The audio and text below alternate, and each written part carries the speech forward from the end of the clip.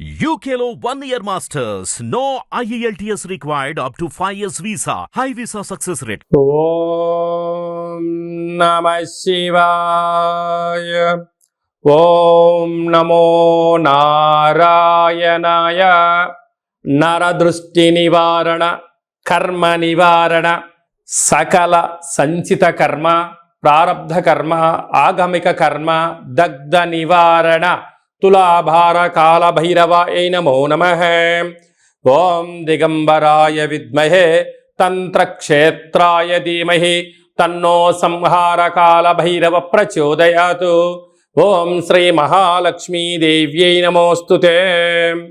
ఓం గణానాం త్వా గణపతిగుం అవామహే కవిం కవీనాపవస్త్రవస్తవం జ్యేష్ఠరాజం బ్రహ్మణస్వత ఆన శృణ్వన్నోతిభిస్సీదసాదనగుం.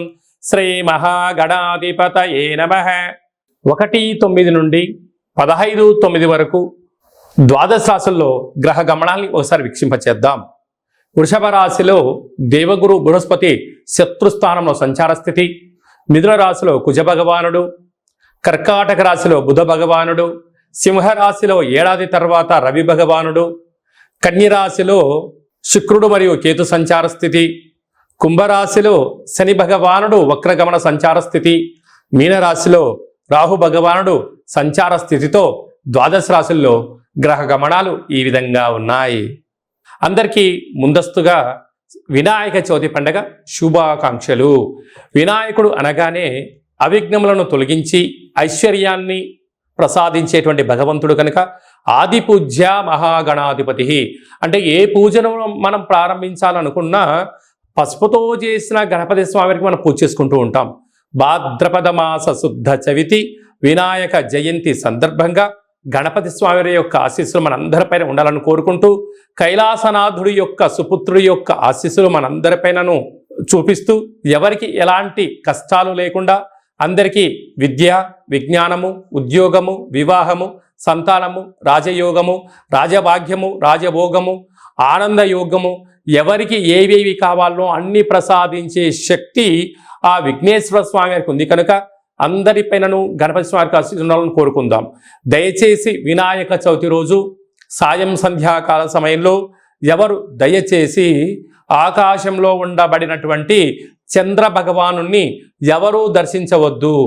కన్యరాశి వారు సోమవారం అమావాస్య, సోమవతి అమావాస్య, మంగళవారం అమావాస్య, కాళ అమావాస్య సందర్భంగా ఎలాంటి విధి విధానాలు పాటించాలో ఈ వీడియోలో సవివరంగా సంపూర్ణంగా తెలుసుకుందాం.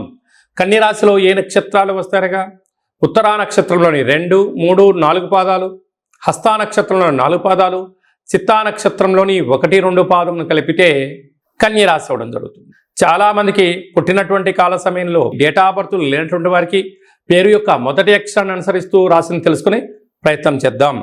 టో, పా, పి, పు, ష, అణ, ట, పే, పో అనేటువంటి అక్షరాల వారందరికీ కూడా, రా, రి అక్షరం అనే వారందరికీ కూడా ఈ యొక్క కన్యరాశి జాతకులే. కన్యరాశి యొక్క అధిపతి బుధ భగవానుడు.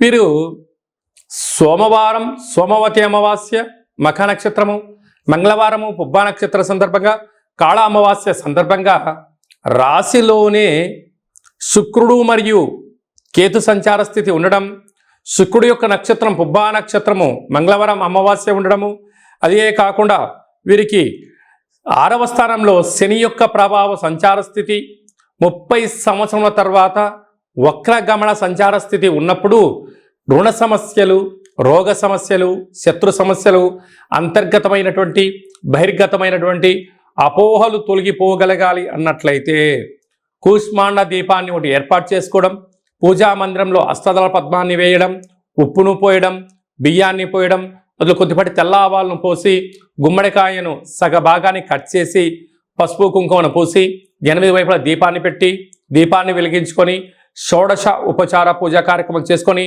బెల్లాన్ని నైవేద్యంగా పెట్టడం కానీ, పెరగన్నం కానీ, చక్కెర పొంగల్ కానీ నైవేద్యంగా ఏర్పాటు చేసుకొని నమస్కారం చేసుకొని చాకలి ఆడవాళ్లకు దీన్ని దానము చెయ్యడం వలన సకలమైనటువంటి దోషాలు తొలగిపోతాయని చెప్పి గమనించాలి.